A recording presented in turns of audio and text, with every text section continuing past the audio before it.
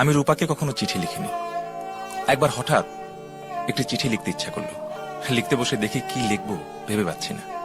অনেকবার করে একটি লাইন লিখলাম, রূপা তুমি কেমন আছো? তুমি এত পাগল কেন? এতদিন পর একটা চিঠি লিখলে, তার মধ্যেও পাগলামি। কেন এমন করো? তুমি কি ভাবো এসব পাগলামি দেখে আমি তোমাকে আরো বেশি ভালোবাসবো? তোমার কাছে আমি হাত জোর করছি, স্বাভাবিক মানুষের মতো আচরণ করো। ওই দিন দেখলাম দুপুরের কড়া রোদে কেমন পাগলের মতো হাঁটছো, বিড়বিড় করে আবার কি সব যেন বলছো। দেখে আমার কান্না পেয়ে গেল। তোমার কি সমস্যা তুমি আমাকে বলো। আমার সমস্যার কথা কি রূপাকে আমি বলতে পারি?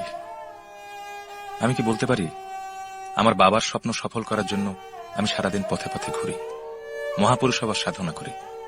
এইসব কথা রূপাকে বলার কোনো অর্থ হয় না।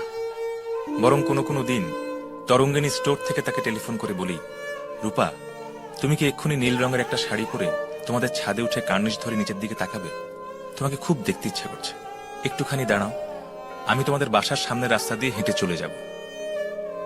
আমি জানি রূপা আমার কথা বিশ্বাস করে না, তবু যত্ন করে শাড়ি পরে, চুল বাঁধে, চোখে কাজলের ছোঁয়া লাগিয়ে ছাদের কার্নিশ ধরে দাঁড়ায়। সে অপেক্ষা করে, আমি কখনো যাই না।